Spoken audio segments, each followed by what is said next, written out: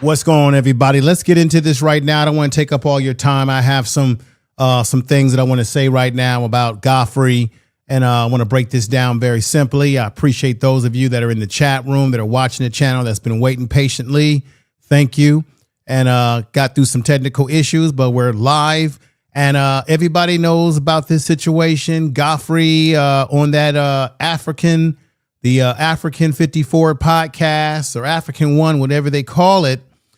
We all seen the nonsense. I did a YouTube short about it, breaking down some things about that, how disrespectful it was with David Oyelowo, if I can say his name correctly, Oyelowo. Very disrespectful. And then Godfrey wants to sit up there on his podcast and scream and yell and bitch and moan at Black Americans and say, y'all all. Now, what you notice in that speech that he gave on his show live, he kept saying y'all. He kept identifying us as outside of him, even though he's always talking like he's for Black Americans. He's with Black Americans.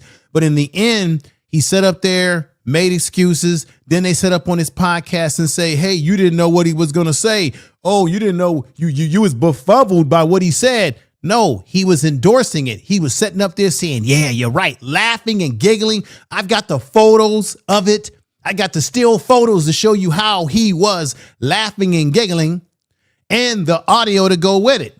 But one of the things that I need everybody to understand as you come into this chat room, do me the biggest favor, share the video on all your social media and what have you.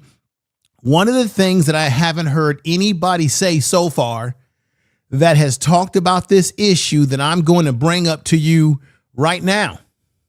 This is very important. Have we forgotten that Godfrey is a celebrity?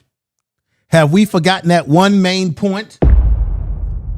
And while he gets on his podcast and say how much he's done for Black folks and how many famous Black folks he's met, hell, I've met some famous Black folks too.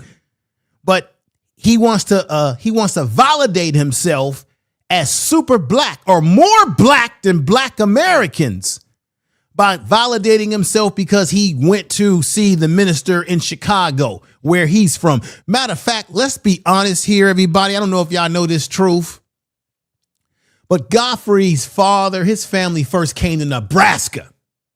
He keeps telling everybody, well, I grew up in Chicago. I know about being Black. Originally, they came here running away from the continent. Right? He even said it. They ran over here. And they first, if I'm not mistaken, they first hatched their wagons to Nebraska before coming over to Chicago. But we have to remember that Godfrey is no more than a celebrity who wants to talk comedy and make us laugh. He wants to, at the same time, act like he's an activist for Black folks when he does his little reels and he does his little talk on his podcast. And then he tells us, I wanted to heal. The show, the 54 Africa show, is about bringing healing. Yet he has had no Black Americans on his show. Now, I know it's centered around Africa and what have you, but he wants to play. Godfrey wants to have it both ways. And he exposed himself, ladies and gentlemen. On the one hand, as I said before, he wants to be a comedian, make you laugh, hee hee hee, ha ha ha ha, and ho ho ho, right? And then at the same time, he wants to act, as I said before, he wants to act like he's a super Black, more Black than us. I'm an activist. I can speak up for Black America, what have you. But haven't we forgot what the great Malcolm X told us? Do I have to remind y'all? Step into school right now. I just told you a little while ago, these leaders that they call leaders, this included Lena Horne, this included Dick Gregory, and this included comedians, comics, trumpet players, baseball players. Show me in the white community where a comedian is a white leader. Show me in the white community where a singer is a white leader, or a dancer or a trumpet player is a white leader. These aren't leaders. These are puppets and clowns that have been set up over the white community and over the Black community by the white community and have been made celebrities and usually say exactly what they the key to what Malcolm X said is that they'll have these celebrities, because Godfrey said on his podcast that he's the only one speaking up for Black America because the other celebrities, Black celebrities in Hollywood, don't speak up. We don't need you speaking up for us, because Malcolm X taught us the lessons a long time ago, that they'll have celebrities, comedians, trumpet players, what have you, athletes, acting like they're leading our community. And like Malcolm X said, show me where, okay, show me where in the white community or any other community you're being led by your mouth of your big fat mouth you're being led by a big fat mouth that's a celebrity. No, in the Black community, we're the only ones that have these comedians, trumpet players, and athletes acting like they're our leaders. Look, I have a lot of respect for Malcolm X. I have a lot of respect for someone like Muhammad Ali. Muhammad Ali, to me, he is in a different atmosphere as a man that was an athlete, a boxer, but he really stood for something. Now, while Godfrey brags and says that, oh, I met Stokely Carmichael, as if that makes you some kind of Black power individual. You've done nothing to improve the lives of Black Americans. You're not our leader. And as Malcolm X said, show me in any other community where these comedians and all these people are leaders. Black community, by the white community, and have been made celebrities, and usually say exactly what they know that the white man wants to hear. All right. All right, y'all. Welcome to the Information Man Show, where I'm going to give it to you straight, give it to you real. So that's how we have to start this show or this program, because we got to remember that Godfrey is a comedian. He's an entertainer first. And everything he's done on social media, everything he does with the reels and the shorts that he makes, it's actually, he makes it look like he's trying to support Black Americans, but he's really trying to bolster his entertainment career. He wants to stay in the public eye because he ain't really one of the top comedians out there in the business. So he's kind of found a niche on social media and getting Black people to rally around him every time he puts out a post where he's sometimes, you know, like a clock is correct 2 times in a day, a broken clock. He wants to ingratiate himself and fool us because he can say a couple of words that we like, that resonate with us when he's speaking about issues around racism and social justice and what have you, right? He'll say some things that sound good, but you got to remember, because he's an entertainer, his job is to maintain a base of people that will come out and support him when he's performing and doing his shocking and jiving around in one of your major cities. This guy is still an entertainer. And haven't we learned by people like Malcolm X that have told us about these entertainers? So that's the reason why he could set up there for many other reasons and co-sign David Oyelowo. Okay, that's why he could co-sign this man like he did and make excuses and say, well, you know, he's from Great Britain. They were colonized. Hell, Black people in America, we went under Jim Crow. We went under Black Crows, Black codes. We were Black people were enslaved in plantations. We were Jim Crowed. We had Ku Klux Klan breaking into the homes and taking Black men out. And you know what they were doing on the trees, like strange fruit, as Billie Holiday sung about? Black people went through a whole bunch of stuff. So when he said up there talking about, well, David Oyelowo, he come from a colonized mindset. Black folks in America went through a whole lot of shit. Now, we got a few people that's raccoons, buck dancers, and sambos and what have you. But for the most part, we have a sense to know that Black culture is more than a British Black actor cosplaying us. David Oyelowo and all these Eber Ajbo, whatever the hell his name that was in the Wire in Baltimore. When that guy first got his job, just like Professor Black said, at first they were not going to hire him because he didn't come off authentic. These British Black actors come over here, cosplay Black people. Nobody would know who they were in the first place. You see David Oyelowo up there right now. Nobody would know who this man was if it wasn't for him playing people like Dr. Martin Luther King Jr., playing bass reeds right now. Nobody would know who he is. He said in an article that the British, there are not enough acting jobs for British people. He also made statements about how he really wish he didn't have to play Black Rose. Even your Ajba, I can't say his name. Y'all know who I'm talking about that played in Wire. He even came out. Remember, he came out and said he don't want to be a black actor, but yet they're getting jobs because they came over here and they got to play us to get some damn clout. And then in playing us, they want to set up here and say, well, to talk black, if you got a Nigerian accent, you got to put some downtrodden in it, some servants and some subservient in it. Let me just play a little bit of this just to remind y'all of the nonsense. Okay, let's go.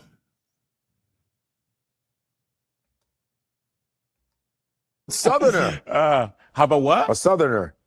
Well, if I'm being a Southerner, well, you know what? You know what happens to Southerners? If you take the Nigerian accent like this, and you slow it down, you put a lot of slavery in there. Facts. And then you start to put a little bit of subservience in it. So to be black, to be a black American, and to talk quote unquote black American, you gotta be slave talk. You gotta put some subservience in it. This is the mindset that David Oyelowo has because he never really wanted to. He came over here like many of the black Brits because they weren't willing to fight the motion picture industry in their country to open a door for black actors. You saw what happened at the BAFTAs when Michael B. Jordan and that man out there called them the N-word. Him and Delroy got called the N-word, and all those black Brits over there didn't do a damn thing but make excuses on their TV shows. Those black Brits didn't do nothing to make noise about the embarrassment of what happened at their award show in Great Britain. Instead, they made these excuses about, well, he's got these conditions. But those black Brits didn't do nothing to rally around it. They let Michael B. Jordan and Delroy, they let them be talked to like that by some fool in the crowd.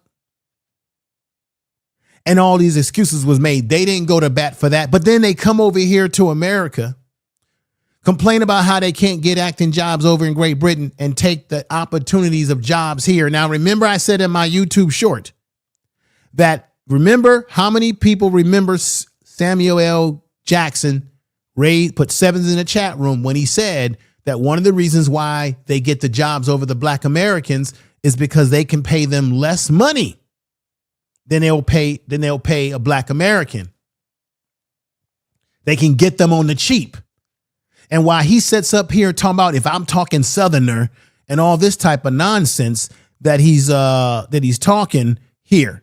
This is what starts to happen to the Nigerian accent. Man. It goes. He's smiling, saying, man. Did you see how Godfrey was smiling there? Well, look, these are still pictures from the show. These are exactly the expressions of Akbar, his partner on the show, and the expressions on their face. He lied to you on his podcast. I'm going to show it all tonight. We're going to be surgical about this. He lied to us when he said that he didn't know what was going on, that he was just sitting there befuddled. No, he wasn't. Here he is with a grin on his face. Here's the other grin on his face. This is the part when David Oyelowo said that you go from talking black Southerner, you put a little slavery in it, you put a little subserviency in it, and then when you bring it back to talking Nigeria, we are free. We are free. And when he said we are free, That's Godfrey right there laughing about it, right there yakking it up. Let's go again. Let's not play around here. And you start to put a little bit of subservience in it.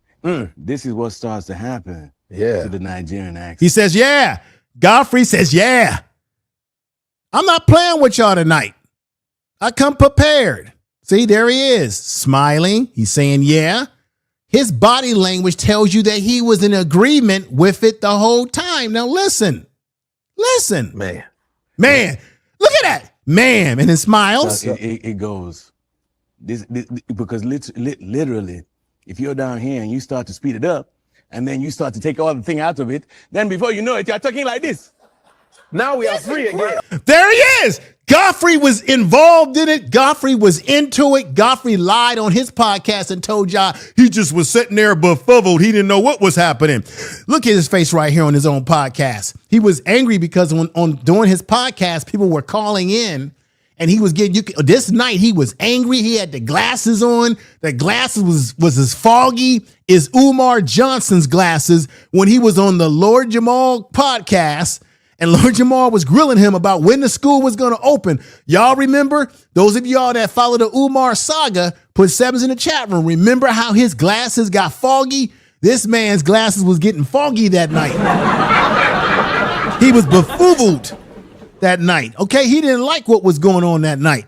But on that scene that I just showed y'all on the illustrations here, he threw his hands up and smiled and said, now we are free. So Godfrey is a lie. He didn't correct him. He didn't have a problem with what David had to say. He had no problem with what this man had to say. David, he had no problem with David. He was down with everything that David Oyelowo had to say. How many of y'all agree in the chat room? I want to say thank you to TJ J83, $1.99. Appreciate you bringing this exposure to this, brother. Thank you very much. Clap to you. Thank you for the super chat. No, I appreciate you coming in with the super chat and just being here. That's the most important thing that y'all hear. I know it's late. I'm going to try to keep this as short as possible, but I thank you for being here.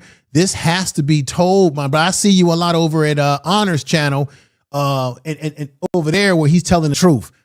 How you doing, Sister April? How you doing, sister? I see you in there. Soul, I see you in there too. Jesse, what's going on, Price? I see you.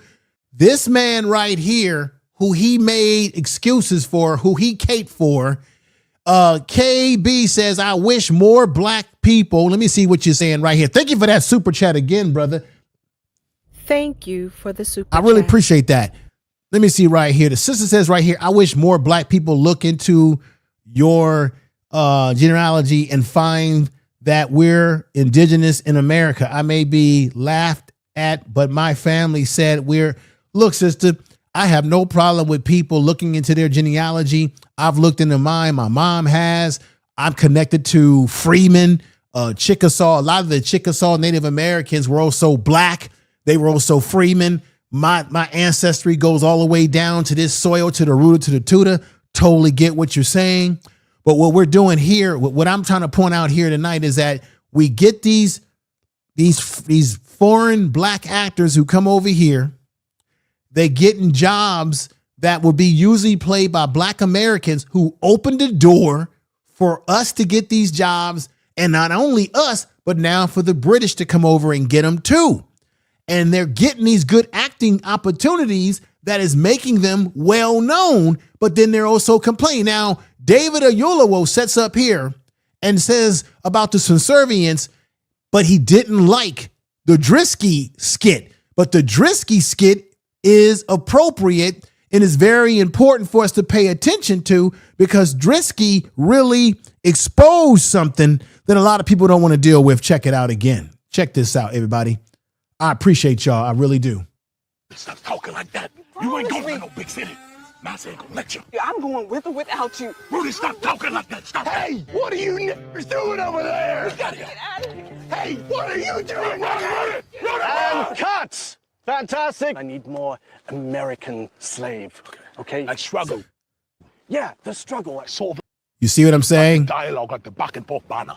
The back and forth banner. So we already know this skit. Drisky was trying to made a skit, not trying, made a skit pointing at how a lot of these black British actors, they're not authentic.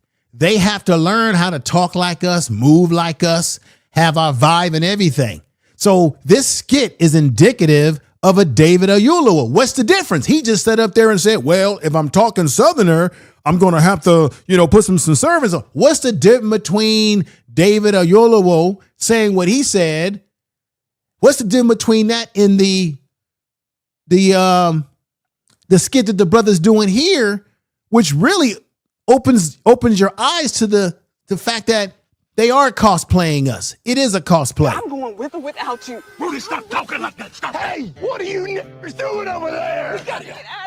Hey, what are you doing? And cut! Fantastic. I need more American slave.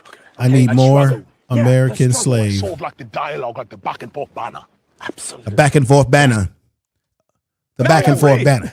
Now we are released. That's how you do it. Smooth transition. You see that? Damn. You have to study it. You have to study it. Now his co-host at bar says, damn.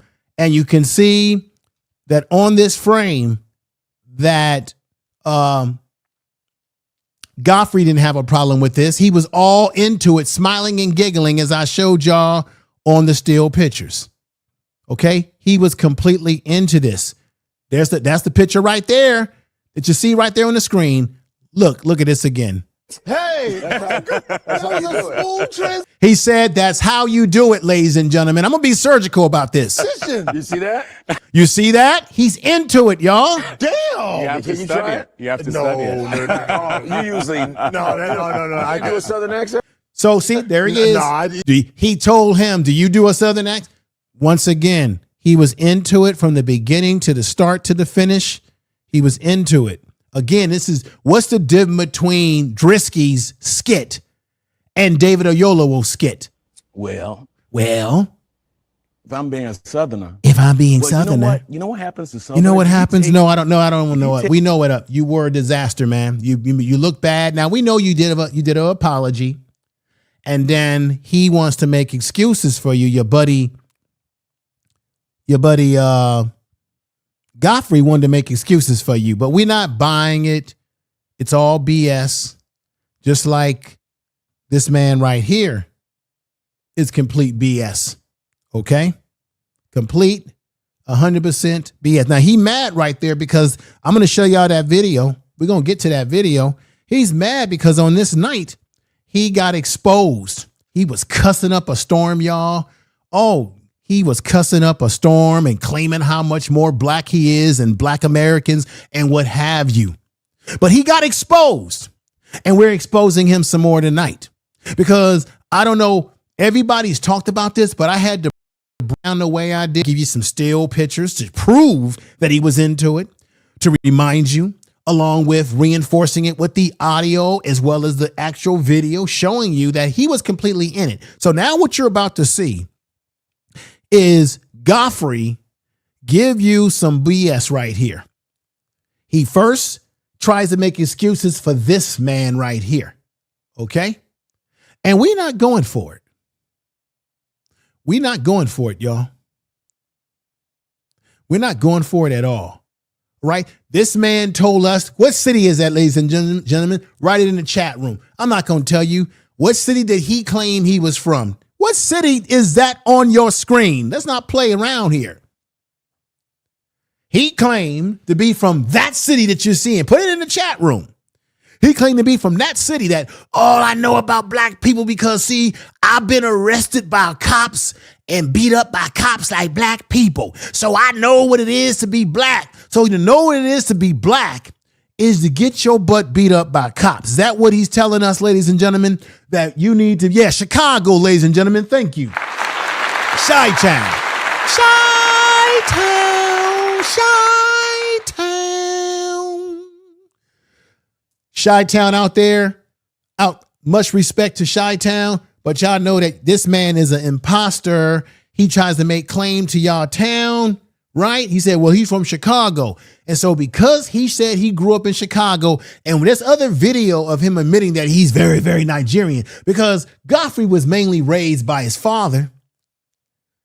He's very, very Nigerian. Now, he has said that on previous videos, and much in respect to his heritage and what he believes in. But in this video, I'm going to show you when he doesn't when he gets irritated that people are calling him out. Then he goes to I'm from Chicago, so that means I'm blacker than y'all black. Also, I've been arrested and beat up by the cops just like black Americans. So that means I'm just like y'all. So he's equating being black American to getting beat up by the cops.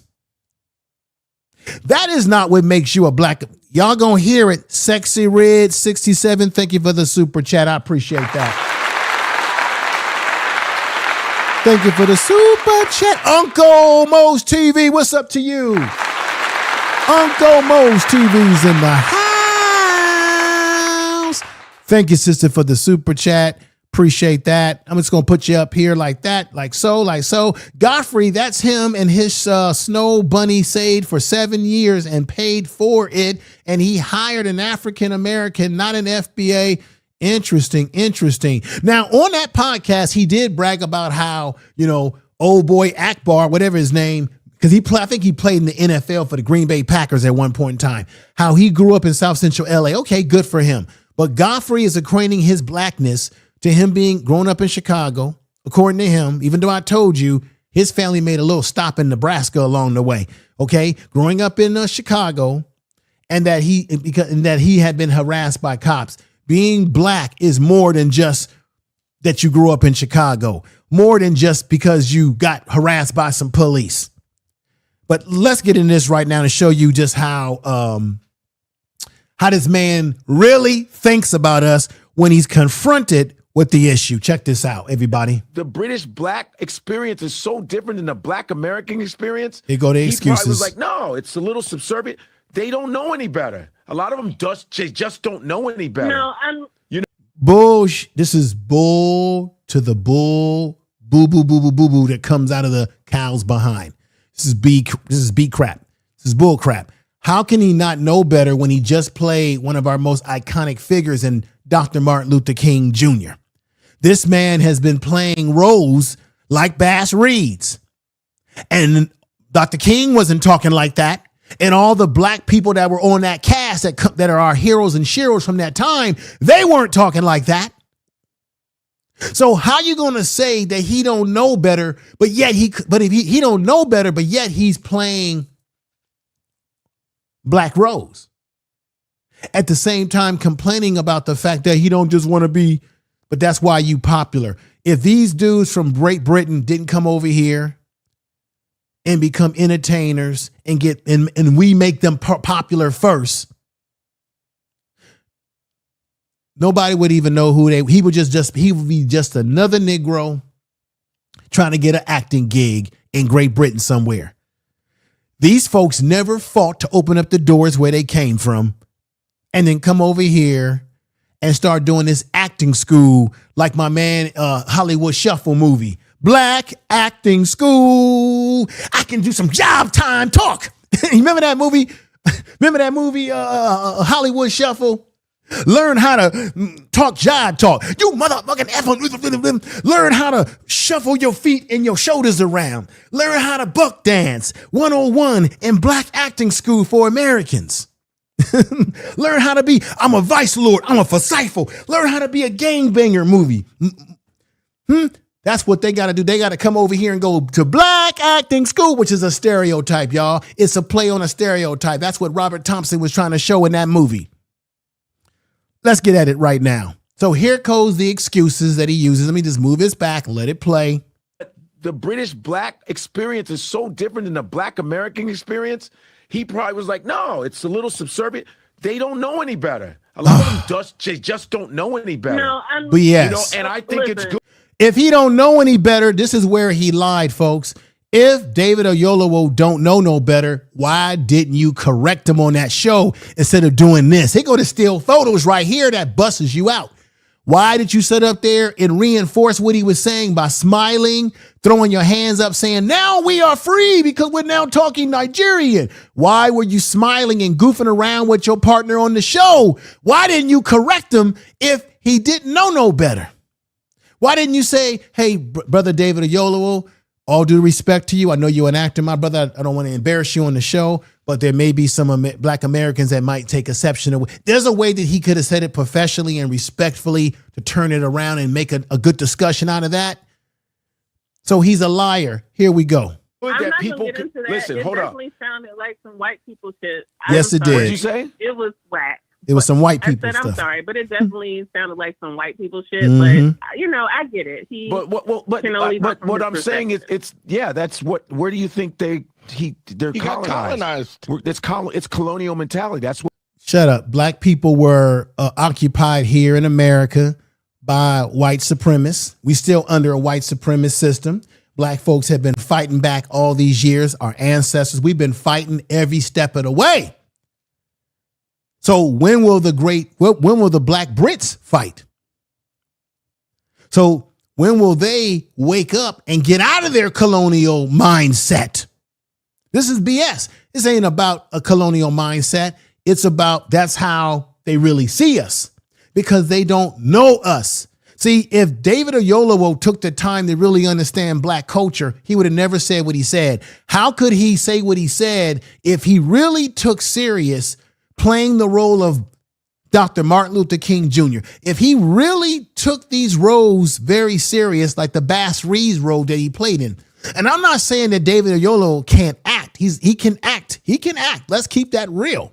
But if he's really absorbing these acting roles, then he wouldn't talk like this. You would never see a Denzel Washington talk like this, or Samuel L. Jackson make that type of reference because they're Black American. They understand. How many of y'all remember?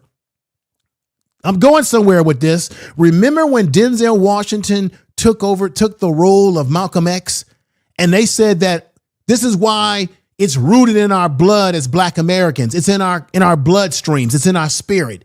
When Denzel Washington played Malcolm X, they said that he started talking his lines on the set, and there were things that he was saying that wasn't in the script, but it was stuff that Malcolm X really did say. They said it was almost as if Denzel had been possessed by Malcolm X himself. They said it was real. It was a trip. Even Spike Lee admitted this.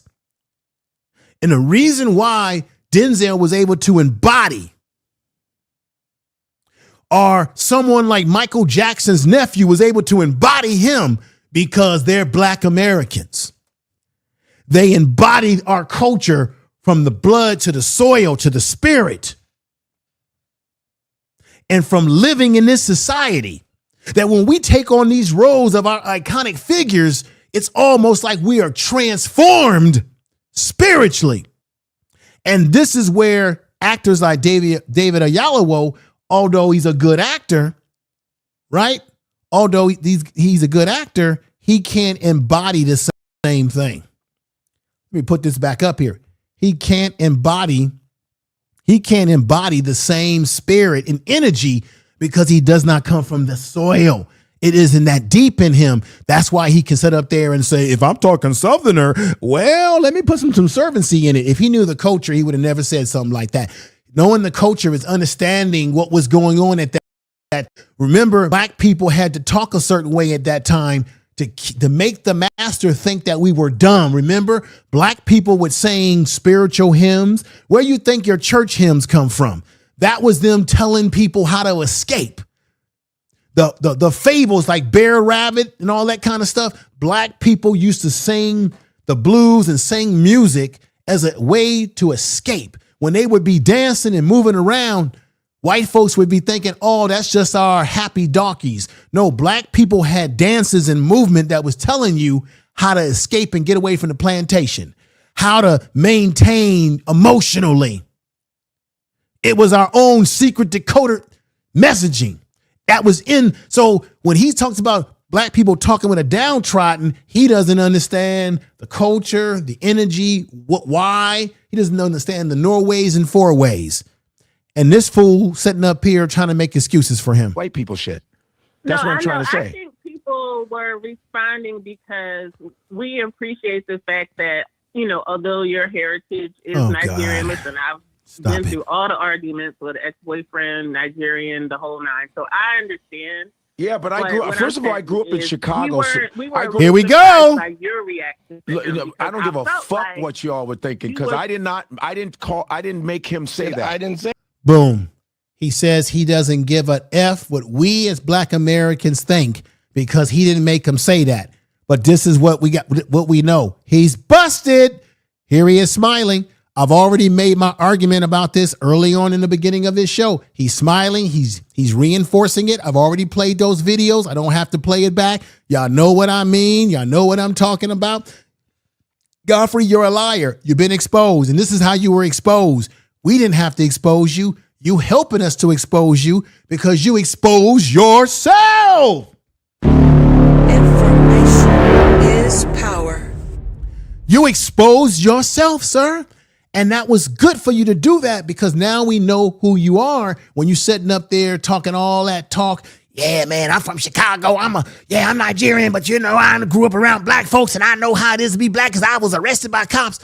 We're on to your cosplay. We're on to your cosplay. Why? And listen, when he talks, he's talking about us. He's saying we can sucker. You know what? He's cussing. He's crashing out the whole 9 yards. Look how mad he look on that screen right there. Look at the mad face on him. Look at that. Look at that. Look at that. Look at the comparison. Look at that. Let's go. Let's go. Let's go. Is Nigerian. Listen, I've been through all the arguments with ex-boyfriend, Nigerian, the whole nine. So I understand. Yeah, but I grew up. First of all, I grew up in Chicago. We were a little surprised by your reaction. I don't give a fuck what y'all were thinking because I didn't make him say that. I didn't say it. I didn't make. Okay, he did. So he says, I don't give a F what y'all think. He's saying that to black Americans. He's also saying he didn't make David Oyelowo say that. Dude, you didn't make him say it, but you sure endorsed it because you didn't say anything to him to stop him. You didn't slow him down. You embraced it. You smiled about it. You grinned. You jibed around. You was happy. You was saying, hey, to your partner right there. Hey, do you got an accent that you got you got a black American accent? Oh, no, he said, you got a Southern accent too. They were having fun. It was fun time for them like little kids in a playground. Come on now. Stop lying. Say that. So fuck all of that. Because you all sit there and try to pick at the smallest shit, waiting for us to fuck up. First of all, boom, he's just extinguished himself. He's just delineated himself, folks. He says, y'all, we black Americans, we pick at the littlest things, waiting for us. He just said it, us. Godfrey has already distinguished himself. It's not us, folks. He's done himself. Look, Godfrey, you've done us all a big favor by saying what you're saying right now. Let's clap it up. Let's clap it up. Let's clap it up. Let's clap it up. Let's clap it up. That's right. So this is key points. He says, I don't give a F about y'all, what y'all think. Y'all always picking at the littlest things. Y'all waiting for us to F up. So he's already extinguished that he's not the same as us. Because if you're a black American person, or if you see everybody the same, you never say y'all waiting for me. You never talk in terms of I'm not you guys. I'm over here different. You see, he gave himself away cold lunch this night. Here we go.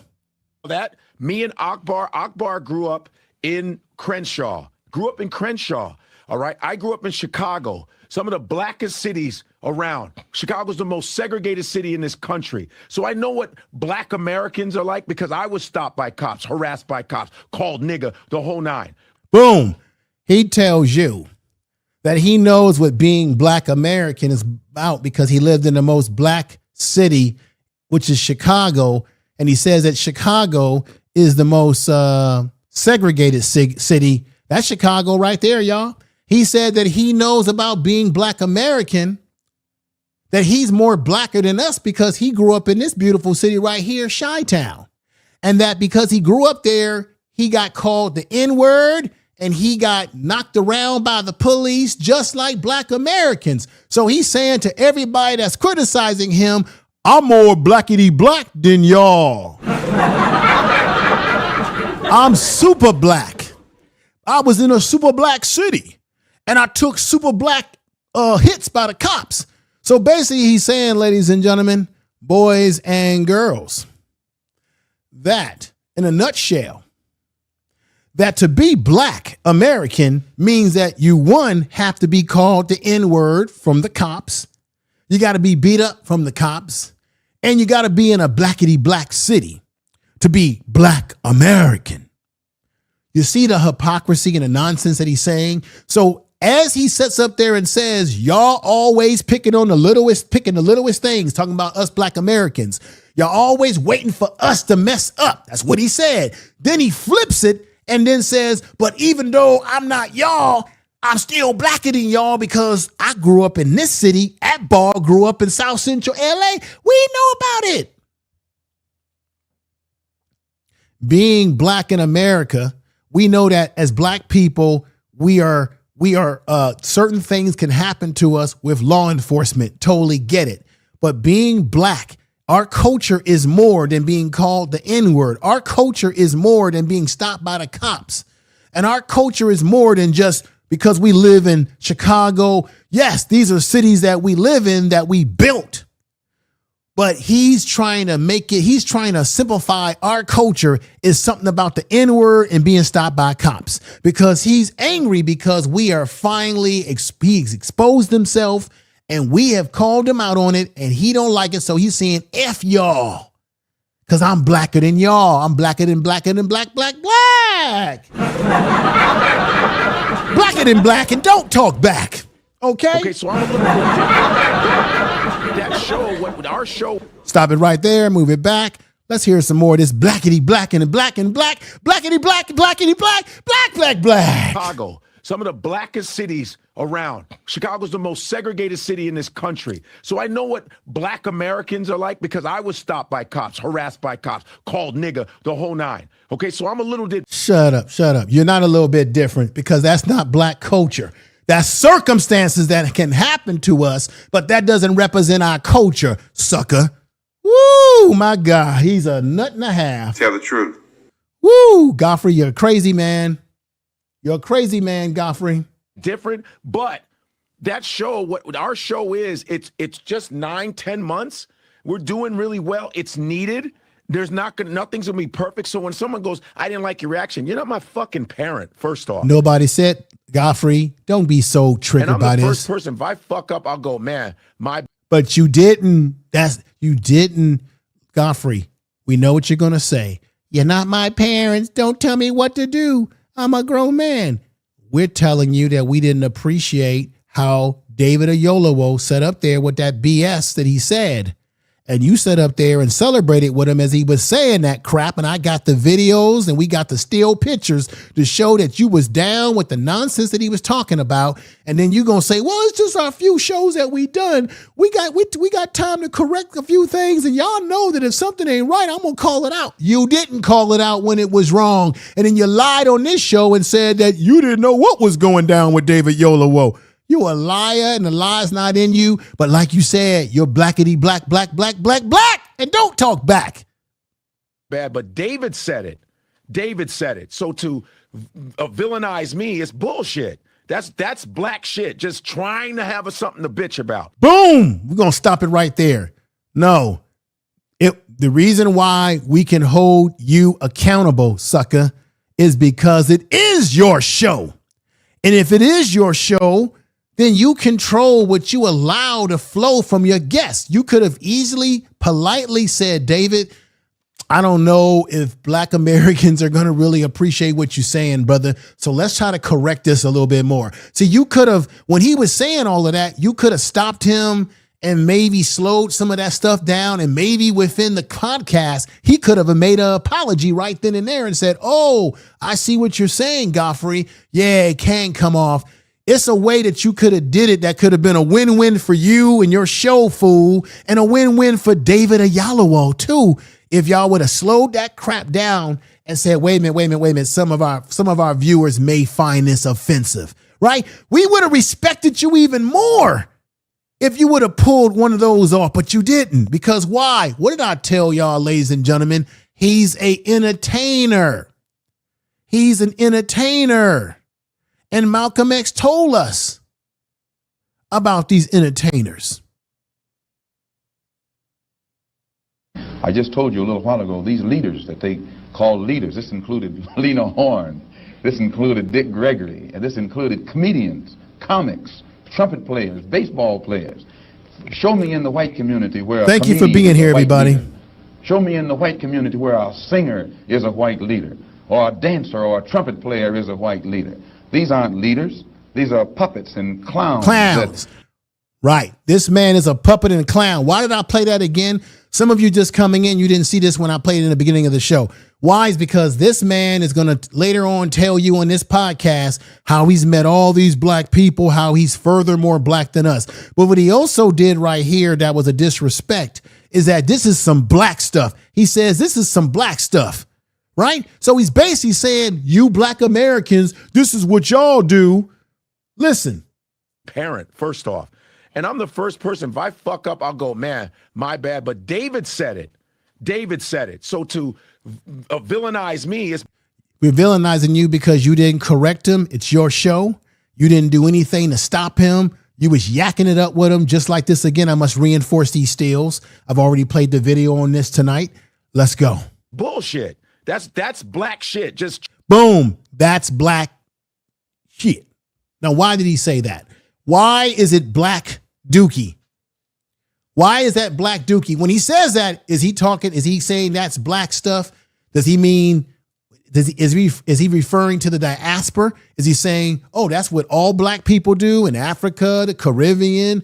Or is he just referring to black American? I submit that he's referring to us, black Americans. So he's once again dug himself another ditch, another grave that he can't come back from, because he's also, once again, through this whole process of crashing out, he continues to disrespect black Americans because we simply say, hey, we didn't appreciate David Oyelowo saying what he said, but you didn't even do anything to stop him or to slow him down or to redirect him and maybe let them know that, hey, that might come off as a little offensive to our black Americans who may watch this podcast.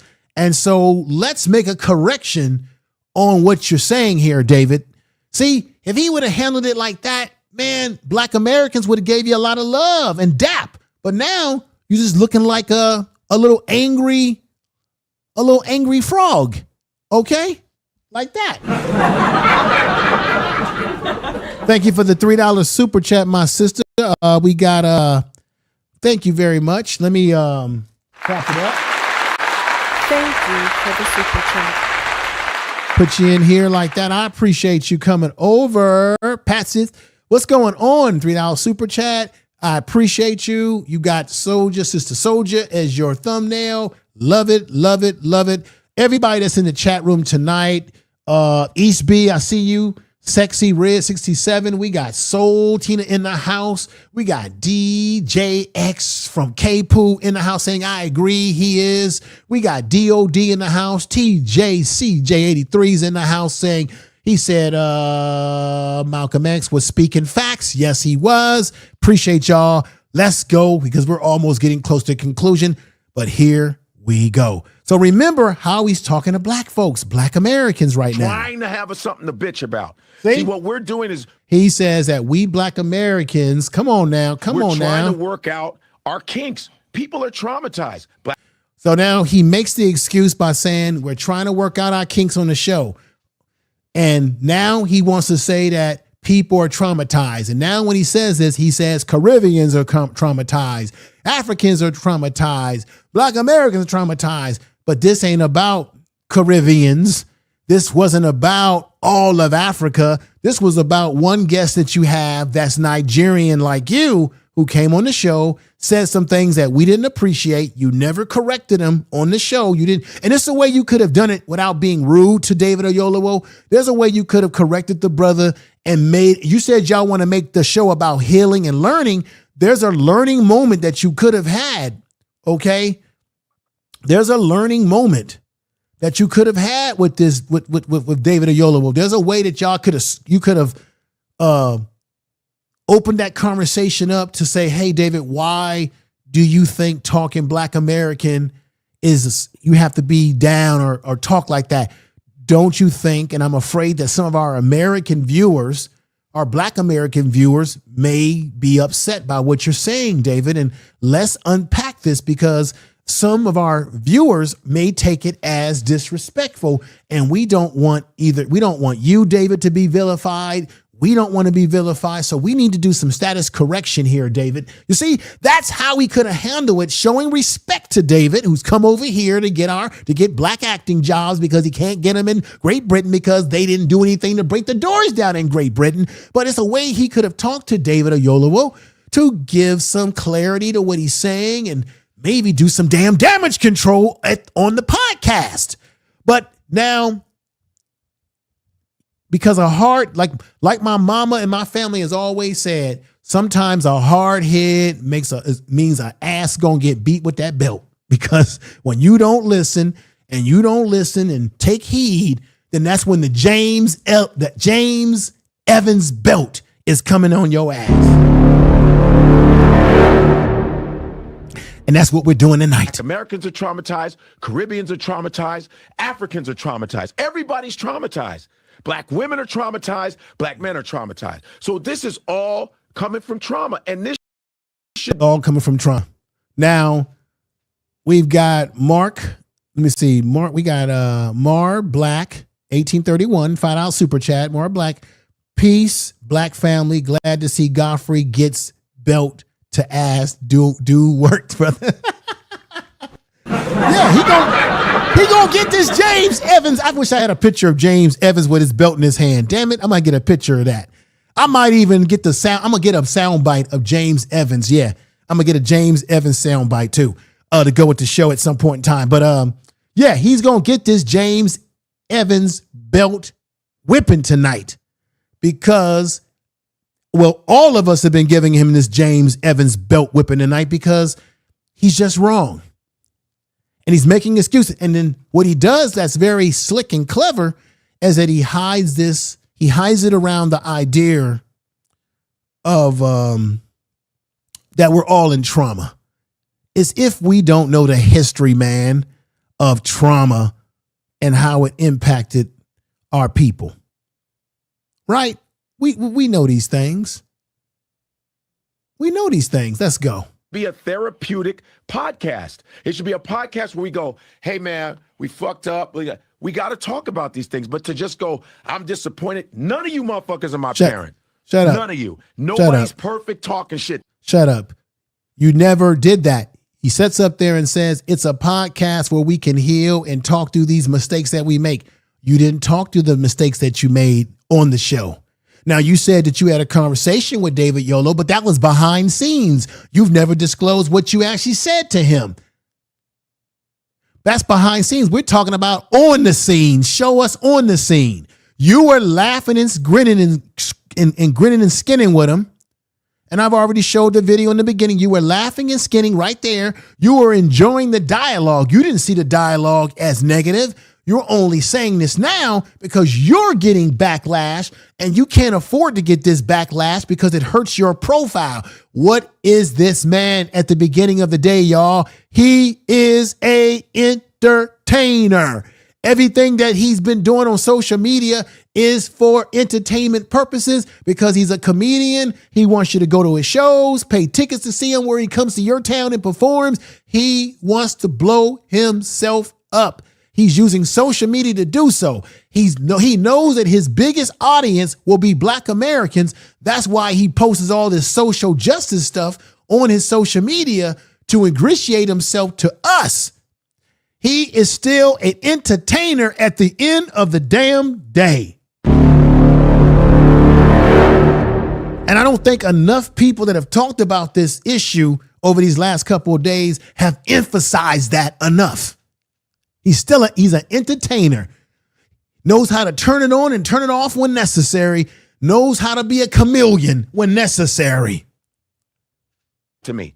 You do a podcast and do better then. But my thing is, I'm doing this for the good of all of us to bridge a gap.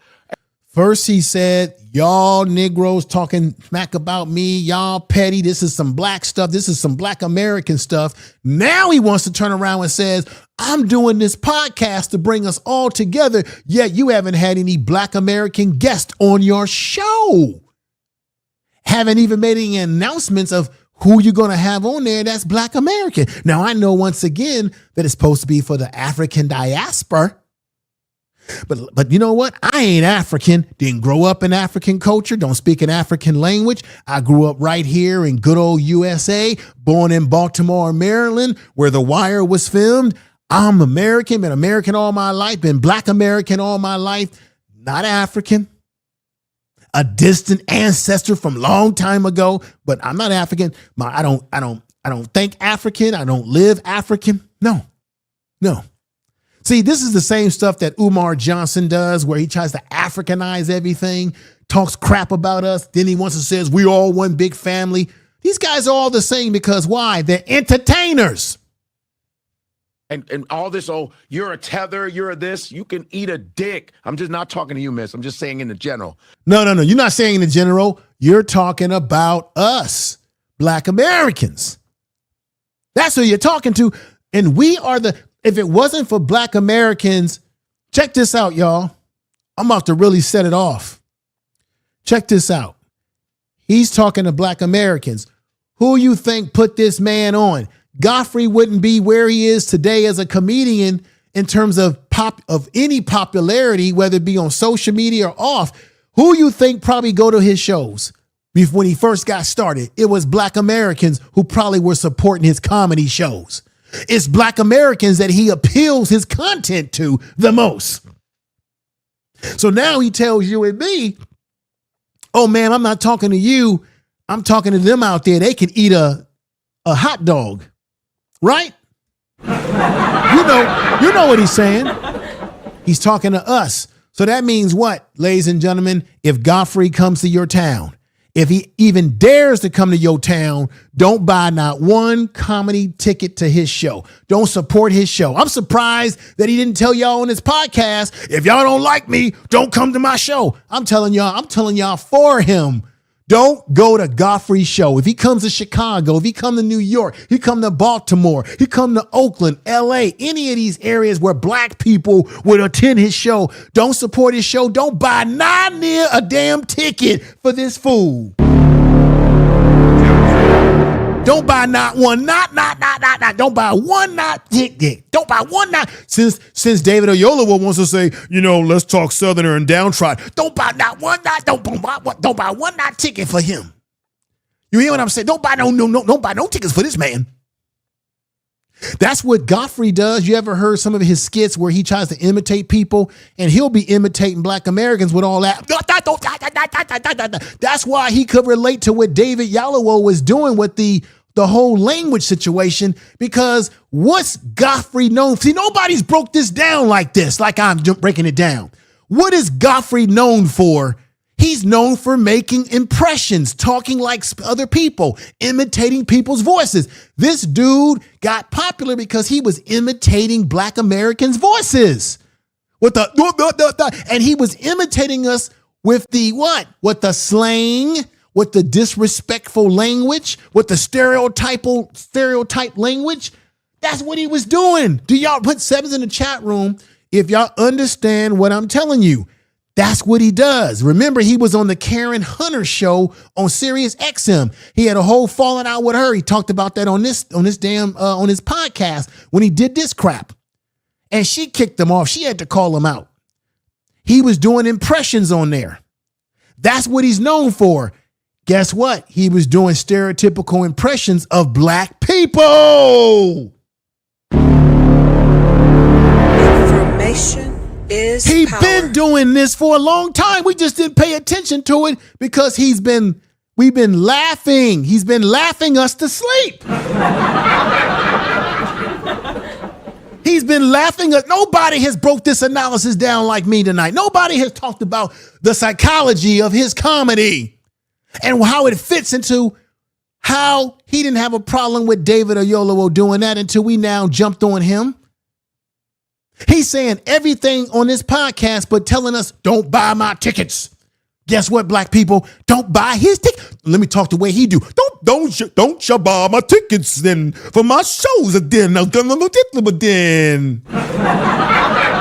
That's what he does. That's the impressions that he does. The Sambo and Gumbo impressions. Come on now. If y'all know I'm telling the truth, put them sevens in the chat room. Y'all have seen his skits. It's stereotypes. But you can eat a dick for real. Boom. He's telling us that we can eat a hot dog, wiener schnitzel, and all that kind of stuff. I'm a tether, I'm a this, all these terms for a bunch of traumatized black folk. It's like, first of all, I'm a very well-read man when it comes to black life. Very well-read. I've done mounds of going to see the minimum. Boom. So now he's telling you, ladies and gentlemen, that he's more black than anybody black American because he's done mounds and mounds of study. Shut the hell up. I don't want to sound like Umar Johnson, but I have a few certifications. I have a few. When I graduated from college, I also have a minor degree in black studies. I studied with some of the top professors in black studies. San Francisco State, where I went to college, had the first ethnic studies department in the country, even before black historical colleges, where we had some of the best professors in the world. Noah Tashaka, Wade Nobles. So I have a degree in black history as well. So when he sits up there and says, I'm well-read, I'm more blackity black than y'all because, see, I didn't made a trip to see Farrakhan. I'm well-read. As if black Americans are not well-read. As if we don't read books and study and went to school too and took courses and met people. But let's let it go. Let's let it go. A Savior's Day, all kinds of shit. I met Stokely Carmichael. So what? I met Francis Cress Welsing. I met all these people. Did you? I can question a lot of people on that. So now he wants to equate his blackness. Godfrey, you a son of a you know what? He wants to equate his blackness to whether you met Farrakhan or you met famous individuals. You want to go? Okay, Godfrey, you want to go there? Let's go there tonight. I didn't want to be petty like this, but I'm going to be petty. I'm going to be petty tonight with it too. Check this out. See, this is why he shouldn't say this, because you don't know who black Americans went to school with, who they studied with, who they met, who they been around. So since he wants to acquaint his blackness with who he met, who he been around, who he talked to, who he studied under, well, let me just show you a little bit of who I studied under. Let's see. Dr. Khalid Muhammad.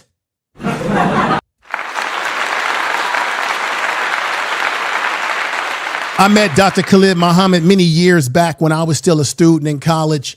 I was working in Berkeley in a program when I was working with kids. I've told you guys in past that I've done a lot of work in the community with kids.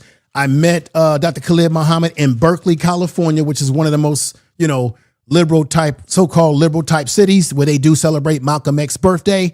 I met him there. He was speaking. I had a chance to talk to him. He gave me some leaflets, some information so that I can come and hear him speak. I had good conversation with him and got some contact information. Of course, we know he's with the ancestors right now, but I kicked it and talked to this man, met this man, got inspired by this man, while Godfrey says, well, I met Stokely Carmichael. Well, I met Khalid Muhammad. Okay. Now, another man that I met when I was in college, got a chance to listen to him, shake his hand, talk to him up close and personal. He was a little bit older at this time, but I also had a chance to kick it with John Henry Clark. Since Godfrey wants to say, who's blacker than blacker? Who's blacker than blacker? Okay. And then another man that I met, this is back before, things started to take a turn for Jesse Jackson. I met Jesse Jackson, talked to him, kick it with him as well. Run, Jesse, run. Remember back in 85, run, Jesse, run. Ran 2 times to be the president, opened up the door for Barack Obama.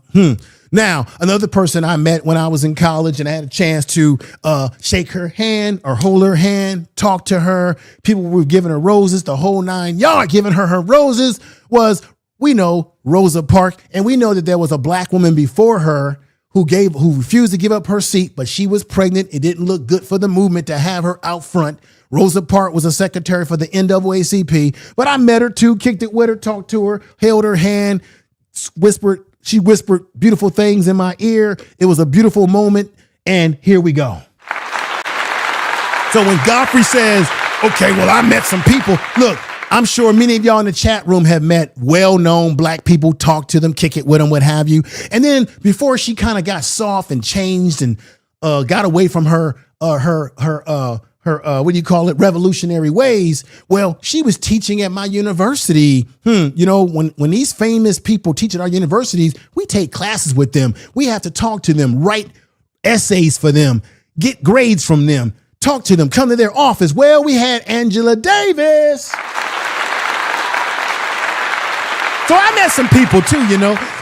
So when Godfrey sits up here and says, well, you know, you black folks, I've been around a lot of famous black folks, and y'all Negroes are not as black as me because I'm well read. I've talked to the minister. I went to go see the minister for his Savior's Day. Y'all Negroes ain't like me. Y'all ain't like me. Man, give me a break. And then a brother who was a poet before his time. You know, we got Gil Scott Heron. Yeah, came to my university, performed, I talked to him, kicked it with him for a bit, and stuff like that. So, man, shut up, Godfrey. You don't know who people have met. And then another brother that I hung out with, had a great evening with, member of my organization, this brother right here, you know, the brother is very knowledgeable. Sometimes I think he's a little bit loving of everybody too much, you know, a little bit too inclusive. But, you know, y'all know him. He writes books. He always wears black suits with the tie. He always got that, you know, that Frederick Douglass look. You know, I kicked it with my man, a Cornell West, okay?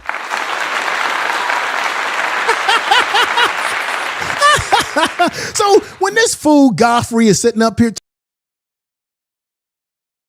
met nobody with meaning, you ain't met nobody famous. What y'all know about that? What y'all know? He doesn't know what he's talking about, sir. He doesn't know. He doesn't know. Okay, Godfrey talking all this smack. Y'all Negroes can be quiet because I done met some famous black people. Who y'all met? Y'all ain't never met nobody famous like me. Y'all Negroes just need to be quiet. Listen to this nonsense one more time. I'm a very well-read man when it comes to black life. Very well-read. I've done mounds of going to see the minister, a Savior's Day, all kinds of shit. I met Stokely Carmichael. I met Francis Cress Welsing. Okay. I met all these people. Did you? I can question a lot of people. The reason why look, this is the goofiness. The reason why he's probably able to meet these people is because he's a performer. He's a buffoon. He probably met them when he was performing somewhere. He's a celebrity kind of guy. So of course he may have access to people or able to meet people that we may not be able to meet in some cases. Shell, I used to see Dick Gregory, not Dick Gregory, but what's my man that played in the Lethal Whipped-In movies? He just made an announcement that he's got Alzheimer's now. My man Danny Glover. I used to see Danny Glover walking up and down the streets of San Francisco near my mom's house. I used to run into him all the damn time at the bar. He used to go to a local barbershop. So I'm saying it's about your proximity to these people, where you are, with situations that you've been in that can allow you to meet some of these well-known folks. Shut up, Godfrey. Just because you met those individuals that you met don't make you no more black than any black person who's never met anybody of a high stature. It don't make you no more black. You're a celebrity, so you're going to have access more than the most. Let's go. On that. I was in college at the same time. Let me just say real quick. You know what I mean? If we're going to do a measure on blackness, I'll probably stomp most of you. Did you hear what he just said? If we do a measure on blackness, I will stump you. Well, I think some of the people that I met, mainly Dr. Khalid Muhammad and John Henry Clark, I think they match up pretty well with some of the people that you named. And some of the people that I met, I think they match up very well. What are you talking about? I was a bigger follower and more into Khalid Muhammad than I was even Minister Farrakhan, because I thought that Khalid Muhammad was he was really about that work.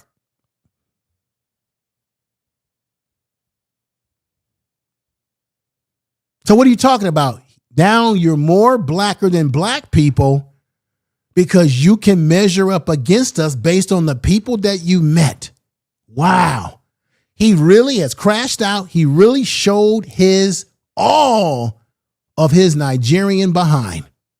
And I'm going to call him like that because he's already distinguished himself from us and the things that he said in this podcast. It's not sensitivity. It ain't sensitivity. Don't fucking ever say that to me. Oh. It's not sensitivity. Do you see how disrespectful he is to this black American woman that's on the phone he's talking to? Did you see how he said, don't you ever talk to me? This man is disrespectful. Now he paints the picture that Karen Hunter, who has a radio program on Sirius XM, the Urban View, he talks about how Karen Hunter did him wrong and that she was a snake and what have you. Now I'm beginning to understand why Karen Hunter, this beef that he has with her, now I'm beginning to understand why she got rid of him. Even though he paints the picture that he was doing so well with the ratings, that she was jealous of him. Now I understand he probably was getting smart with her, because the problem with black folks like this man right here that y'all looking at, Godfrey, is that they come over with this attitude that they're better than black Americans. They come over with this superiority complex that they're better. The woman is talking to him and saying to him that she disagrees with a few things that he's saying, and he tells her, don't you ever effing talk.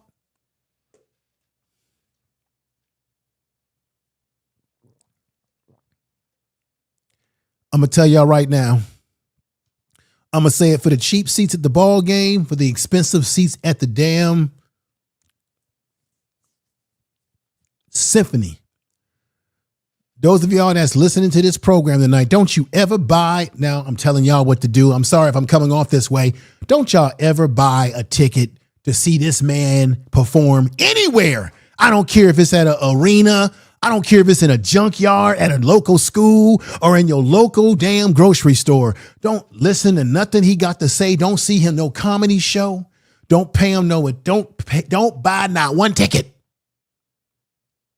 for any appearance that this man has, wherever you live. Passion, because I'm on point. I'm not here to make you like, don't try to play good guy, like, you're getting sensitive. No, this is passionate shit. And no, you just got caught in your BS. It's not passion. You're exposing how you really feel about us.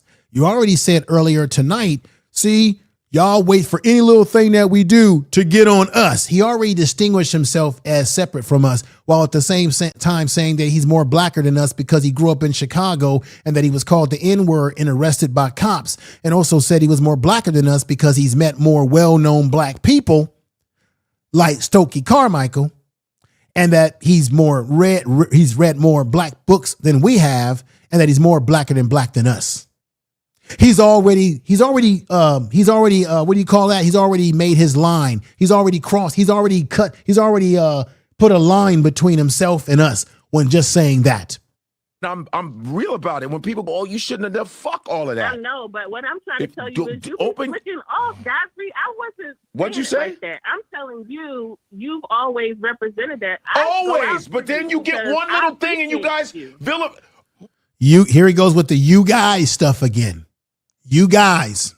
As much as I speak up for black women, what do you think that does to me in this business when I'm speaking up? So now he's talking about how he speaks up for black women.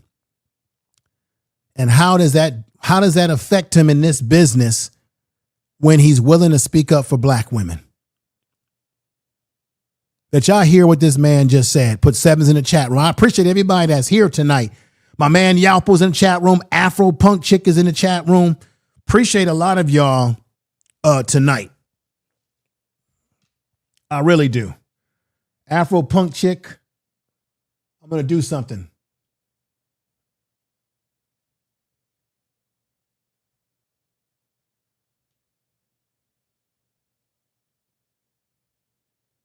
All right, welcome to the mod game, Afro Punk Chick. You've been very supportive. Did y'all all hear everybody in the chat room? Everyone, Yalpo, TJC, everyone that's here, Afro Punk Chick, all of you that are here, K-Pool Radio, Soul, all of you, DOD, everyone that's in that chat room, I'm looking at your names. Everybody that's here, did you see or hear by putting sevens? Yeah, what was said by Godfrey? Very disrespectful. Let me play this again because my screen might have froze up. You know, somebody don't want don't want this stream to be played because it's exposing one of our infiltrators. An infiltrator is what he is into our community. Oh, Godfrey, I wasn't. What'd you say? Like that. I'm telling you, you've always represented that. Always, but then you get one little thing and you guys, as much as I speak up for black women, what do you think that does to me in this business when I'm speaking up for you guys? I speak up for you motherfuckers all the time. Boom. Now I'm going to break this down scientifically. I'm telling you, nobody has analyzed this the way I've been putting on my clinician's hat tonight. Nobody's analyzed this the way I've been analyzing it. I want y'all to hear what he just said. Remember, I told you that he's an entertainer. Everything he does, he just gave it away. Nobody has broke this down the way I have on these YouTube streets. And y'all know it. I just told y'all from the very beginning of this show, he's an entertainer. Thank you, Afro Chick Punk, for the $99 super chat. I appreciate you. Thank you for the super chat. I've told y'all that this man is an entertainer first, and that he uses his so-called relationship with Black Americans, or what he thinks he has as a relationship with us, as a way to garner popularity because he is a entertainer first and foremost. Thank you, Afro Punk Chick, for that. Really appreciate it.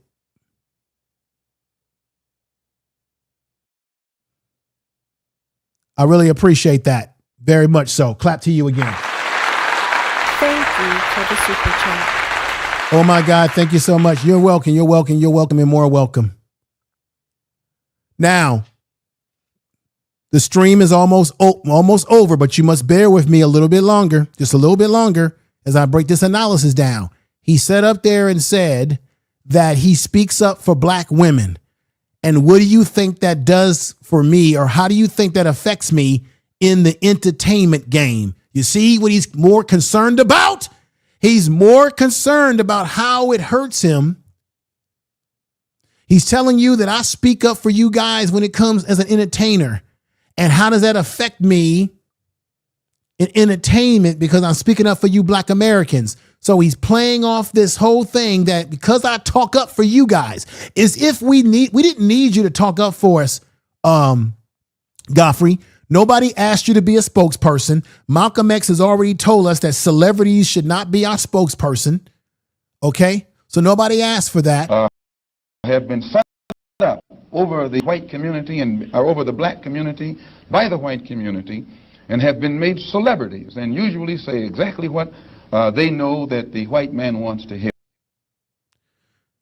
I'm going to say it again. Nobody asked you to speak up for Black people, or did we need you to speak up for us? Because we got enough Black people who got podcasts. You said get your own podcast. We got Black people, tons of Black people on social media that speak up on issues. We didn't need you to speak up on anything. Or did we ask you, or do we need you? So sitting up here talking about how you speak up for Black women as if you're the only Black man speaking up for Black women, as if you're the only person that's speaking up for Black America. We didn't ask for you to do that. We don't need you to do that. You're not necessary. If you never speak up for us again, it won't hurt us. You won't be missed because we never needed you in the first place. But you made it very clear that it affects, you're concerned about, you're speaking up for us, and you know how that impacts me in Hollywood, because at the end of the day, I told y'all, this man is an entertainer first.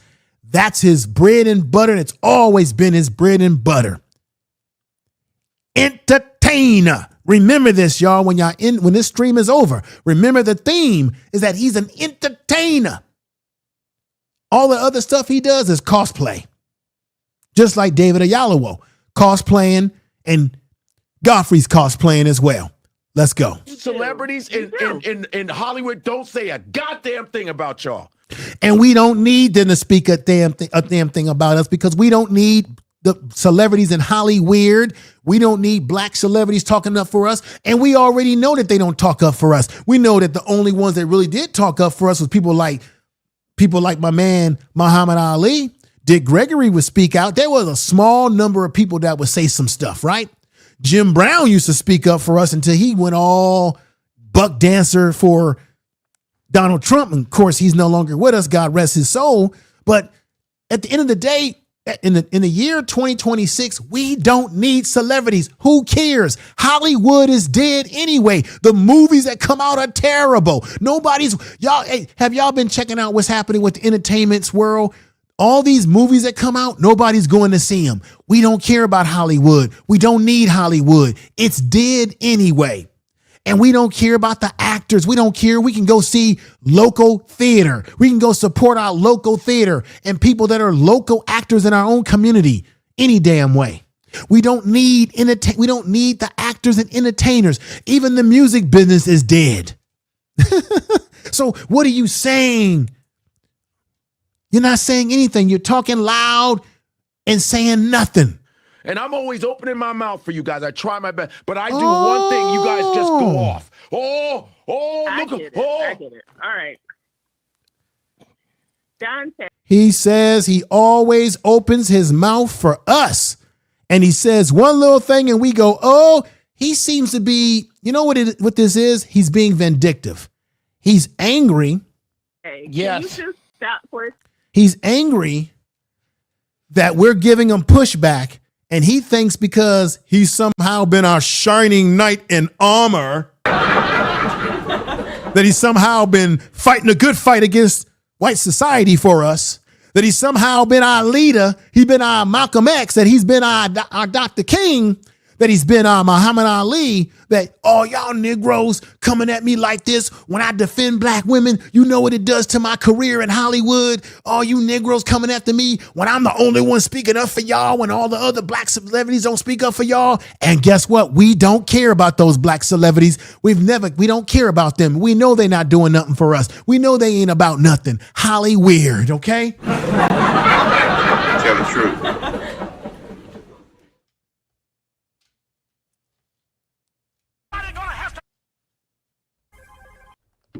Somebody's gonna have to tell the truth, and I'm gonna tell it. And I'm gonna tell it. Let's get here to next. We almost finished. Second, can you speak to this? I really was just. He just said, "Get the F out of here." He's talking to us, Black Americans. See, I'm breaking this down all the way down, but I don't think anybody caught this part about how he's crying about what they do to me to Hollywood for defending y'all Negroes. Because he's an entertainer, first of all. He wants to be a star. So this is what you should do.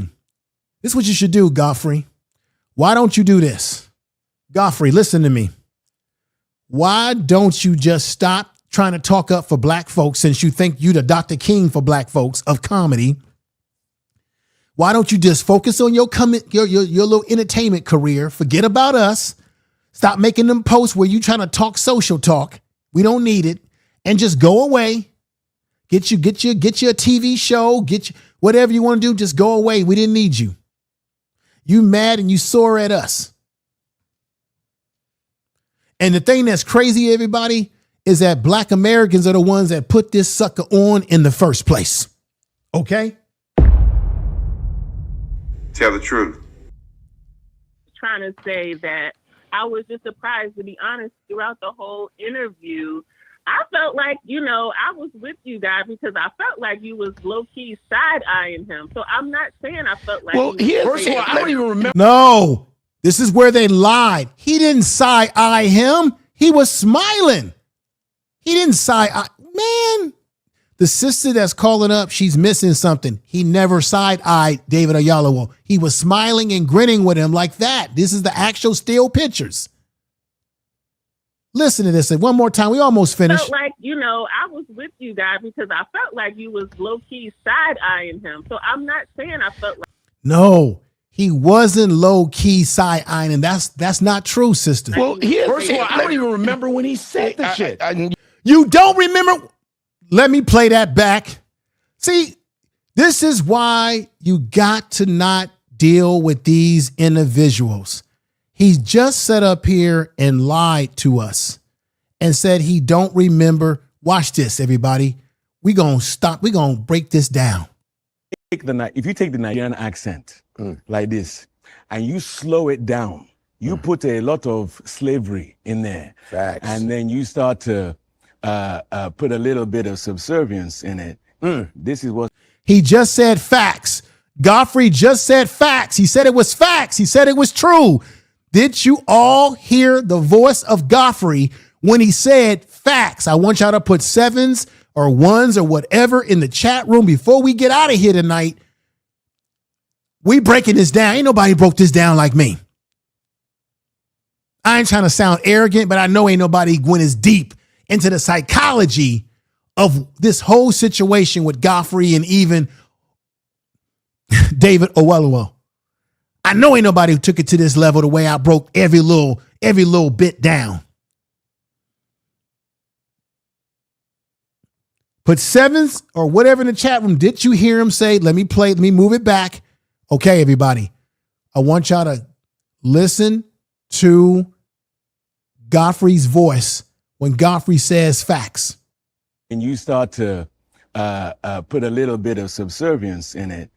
This is what starts to happen. To the Nigerian accent. Man. He said, man, that's what's up. Did y'all see him? Wait a minute, now I'm moving his back. Y'all saw it for yourself. He said, man, that's what's up. Here go the still picture. See, I got the receipts tonight. Tell the truth.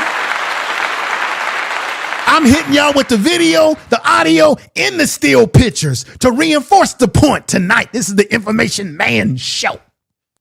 Information is power. Now, let me play this back. I want y'all to hear when he says facts. And you start to put a little bit of subservience in it. This is what starts to happen to the Nigerian accent. Man. He said, yeah, man. But wait a minute. Here go the part we missing. Listen. And you start to put a little bit. Nope. Got to move that back some more. Damn it. Come on now. Now, if you take the Nigerian accent like this and you slow it down, you put a lot of slavery in there. Facts. And boom.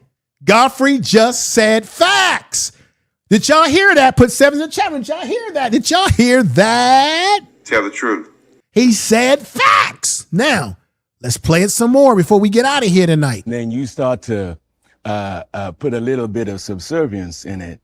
This is what starts to happen to the Nigerian accent. Man. That's what's up, man. That's what's up. And then let's continue. It goes, this because literally, if you're down here and you start to speed it up, and then you start to take all the thing out of it, then before you know it, you're talking like this. Now we are free again. Now we are free. Boom. He says, now we are free. Godfrey throws his hands up. He lied on his podcast and said that he was sleepwalking through the whole segment. He's a lie. He was smiling. He was grinning. He was all into it. That's the video footage of proof that he was into it. He throws his hands up when he says, now we are free when we get back to being Nigerian talking, but we downtrodden when we talk Black American Southern, right? Now, here goes the video. Here goes the still clip that I made for this show. Boom. It's the same one. Look at that. Boom. Just a little bit enhanced. Look at that. Boom. Look, there it is right there. He's a lie. The truth's not in him. The truth is not in him. And then he sets up here And he tries to say this. Check this out. Watch. Now I showed y'all. Here we go. Can you Fuck outta speak here. to this? I really. He says, F out of here, y'all. I was just surprised, to be honest, throughout the whole interview. I felt like, I was with you guys because I felt like you was low-key side-eyeing. No, he was not low-key side-eyeing him. He was all into it. He was into it. He was into it like it was the greatest thing since sliced bread. I've already showed y'all the video, the still in the video. So that's a lie. Him. So I'm not saying I felt like. Well, first of all, I don't even remember when he said the shit. Boom! Godfrey sets up here and says, first of all, I don't even remember when he said the mush. Everybody, that's a lie. Y'all know it's a lie. We proved it on the video. The still pictures. Put sevens in the chat room if y'all all agree that it's a lie, lie, lie, lie, lie, lie, lie. Tell the truth. You're gonna have to tell the truth, and I'm gonna tell it. It's a lie, Godfrey. You ought to be ashamed of yourself for telling such lies. Let's go. You really weren't even paying attention.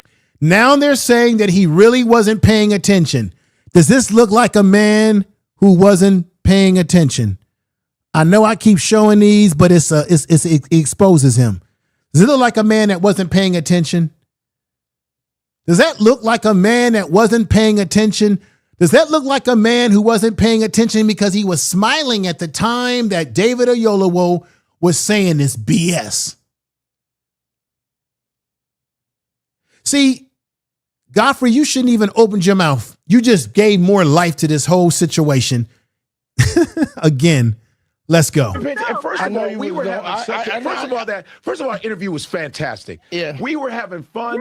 They were like, I said, what did So now he's saying that the interview was fantastic and we having fun. First, you just said that you were sleepwalking through that part of the interview, that you wasn't even paying attention. That's a lie. Then you flip it and say, well, it was a good podcast. We was having fun. So now you were having fun allowing him to get on your show and disrespect Black Americans. And then you didn't do no correction in a respectful way during that show to bring him back and say, hey, David, some of my viewers who are Black American, they might take what you said as insulting. And I'm going to tell you why. For a man, check this out, man. I'm telling you, I'm surgical with this shit tonight. For a man who claims that he's well read on Black history, that he grew up in a black city, that he knows what it's like to be called the N-word and to be arrested by cops or beat up by cops, that he understands the plight of Black Americans, then why would he not, in a polite way, say to David Oyelowo, hey, some of my Black viewers of this show and Black people who follow me may take what you just said, David, as disrespectful. And I think we need to clean this up, David, based on what you said. And I'm not saying this to you, sir, to disrespect you, because we're glad that you're here as a guest on our show. But I think we might need to address this issue a little bit more, because people are going to take it out. They're going to take it as a disrespect. And I, as a host of the show, who respect my Black American audience, I have see everything I said is how this fool could have handled it on his own damn podcast, but he didn't. But no, instead, he's up here screaming and lashing out and crashing out, okay, on his podcast with them funky, ugly blue curtains. What's behind them curtains, Godfrey? What's behind them nasty curtains? David say? This is crazy, y'all. This is crazy.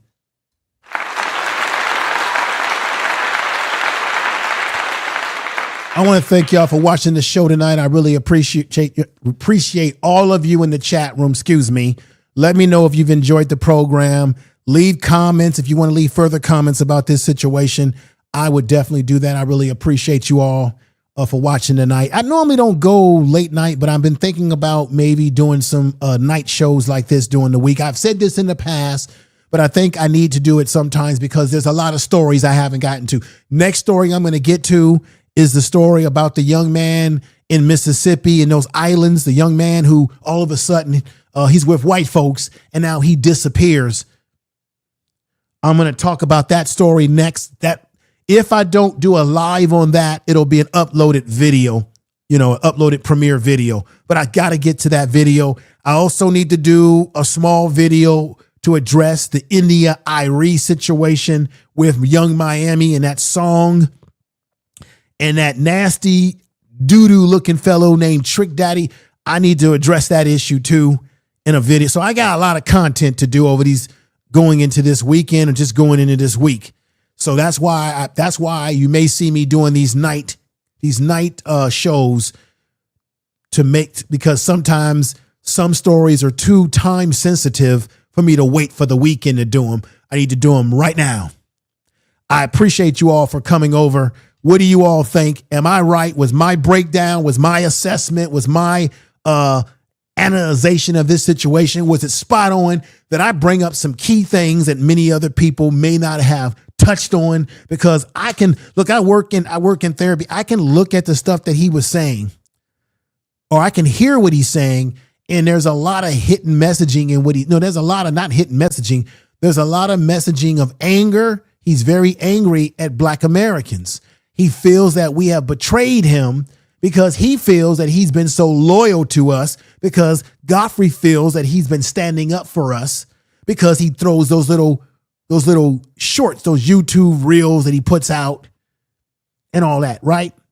And I'm not going to sit up here and say that Godfrey hasn't done content where he's addressed issues that he was right on point. He has been on point about some things that he has talked about. But why backlash us when we're simply saying, we know that you didn't put the words in David Oyelowo's mouth, but you might as well have, because you didn't do anything to shut his mouth and tell him, brother, I got an audience that may not like what you just said. Now, I've already given you examples throughout the night how he could have went about talking to David Oyelowo in a respectful way that would have kept the man's dignity right on the show. At the same time, it would have kept his credibility, us as Black Americans, who he claims that he fights for us. And in some ways, he says he's more black than us. Ain't that a damn arrogant, you know what? Ain't that an arrogant, you know what, huh?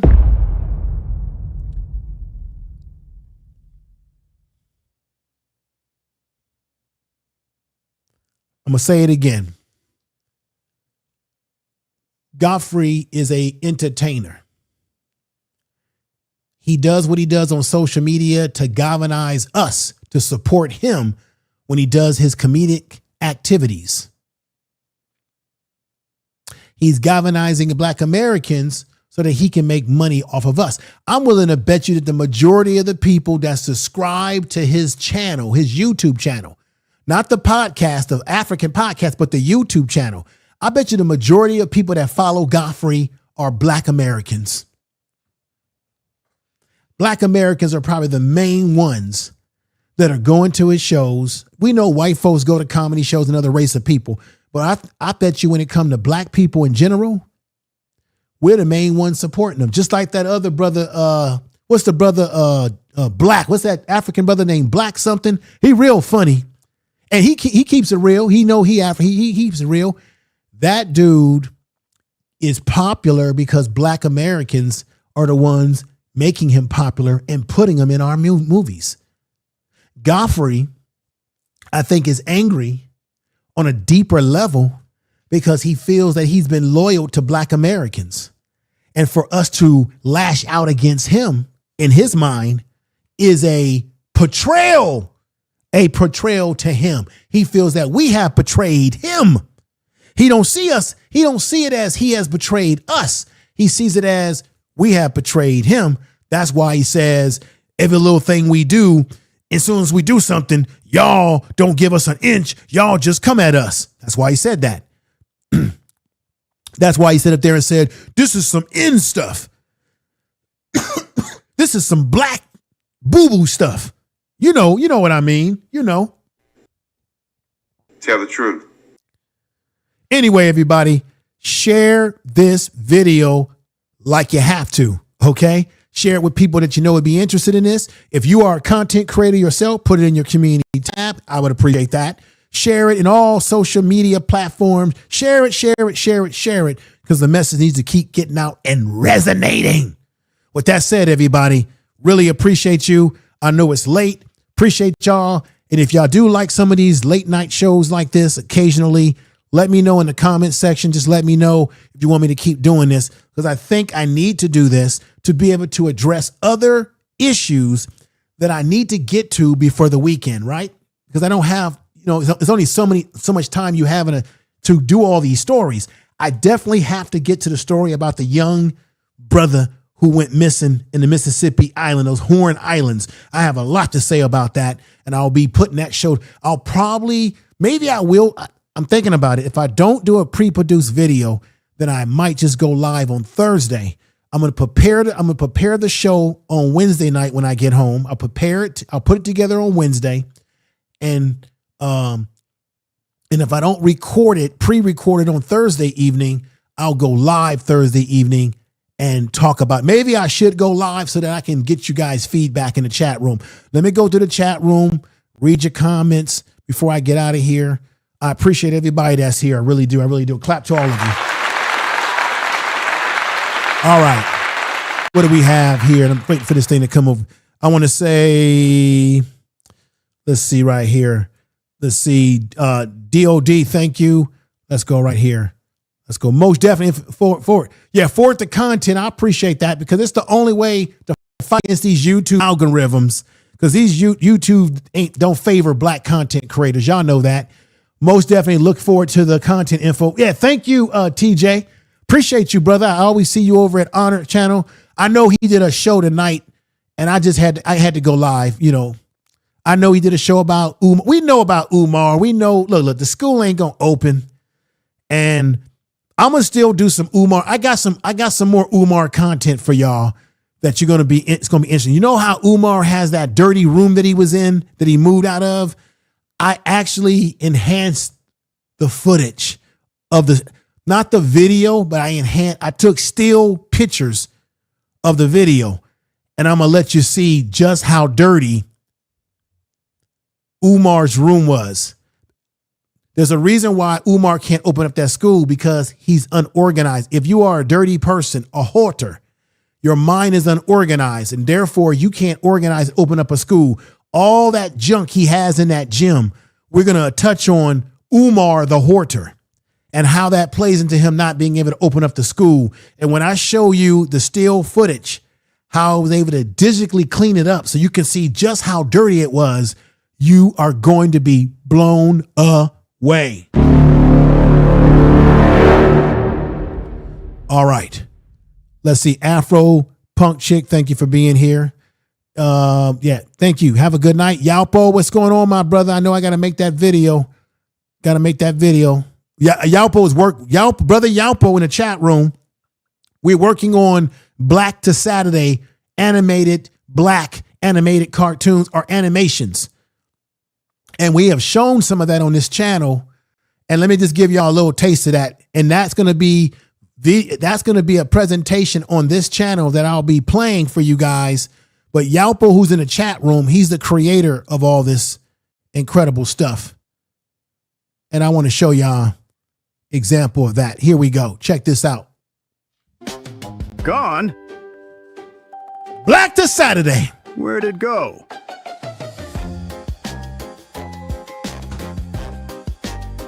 Dinosaur sat on it and smashed it.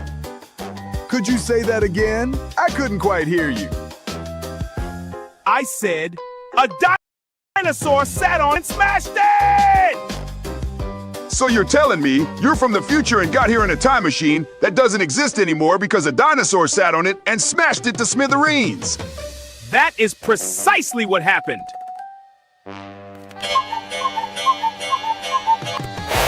You don't find that suspicious? You don't. Check this out right here. The Adventures of... Yes, Amanda.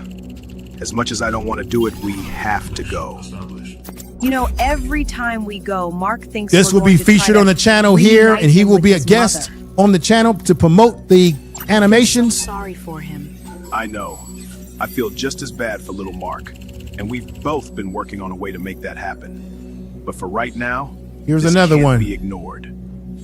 That Check this out right here, y'all. Mama Black say it be about empathic neuroharmonics. Look at that. See? This right here. This is great stuff. This right here. Look at that.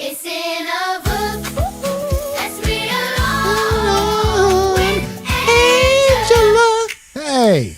Let's grow a money tree. Each leaf.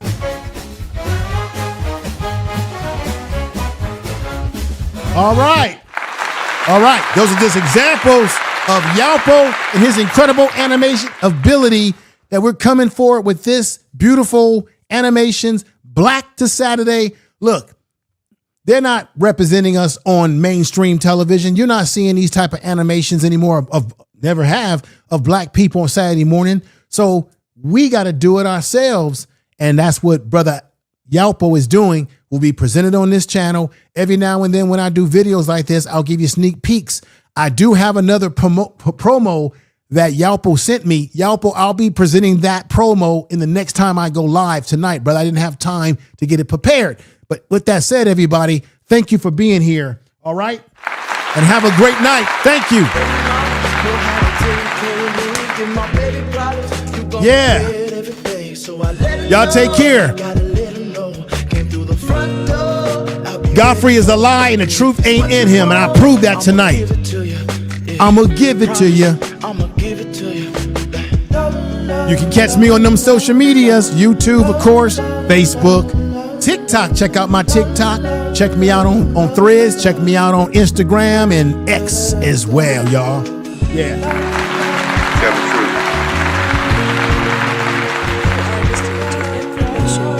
Please make sure to subscribe to this channel.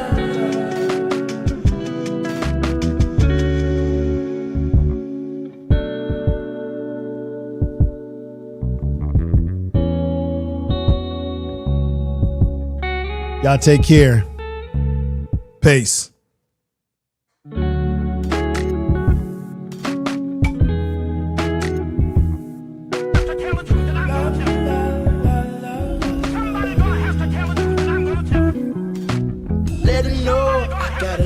Thank you all, everybody. I appreciate it. This is the Information Man Show. She like my baby mama, know how to take care of me. Give my baby problems, you gon' regret everything. So I let her know, gotta let her know. Came through the front door, I'll be ready for it. And if it's what you want, I'ma give it to you. Yeah, promise, I'ma give it to you. Miss that smile, Lord knows I ain't seen that in a while, but it's your style. So something must be up keeping you down. You a queen that must be heaven sent. Pray my soul, I must repent for not telling you what I meant and how I felt. Everybody in Chicago, shout out to you. Much love to Chi-Town. Tells me that I could have helped without fail. Actions speak louder than words, and that's a lesson that I learned all myself. Let her know, I gotta let her know that she my white horse, she my medical. She like my baby mama, know how to take care of me. Give my baby problems, you gon' regret everything. So I let her know, gotta let her know.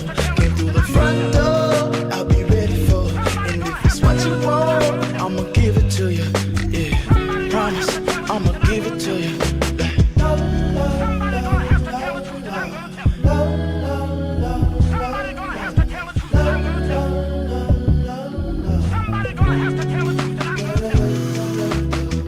Baby, stress is all around us, these high ceilings, and I need it, baby. Pressure and make diamonds, I won't steal it, baby. Silent, baby, hurts to see you crying, know you trying, ain't no lying, baby. When I say I need you, greedy if I have to share you. It was me that all along did you wrong, thinking that I made you beautiful and strong. This toxicity, the death of me, I fear the day you gone.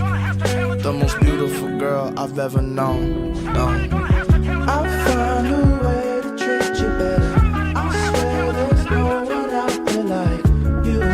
You teach me to be better. My talk is tricky, ask me what I do. I'll fly you to the moon and hope I'll see you soon. I'll find a way to treat you better.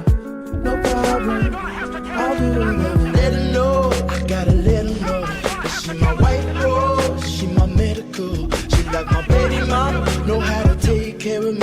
my baby promise you gon' regret everything. So I let her know, gotta let her know. BS3 Network is now on. You are now tuned to BS3 Network. I'ma give it to you, yeah. Promise, I'ma give it to you.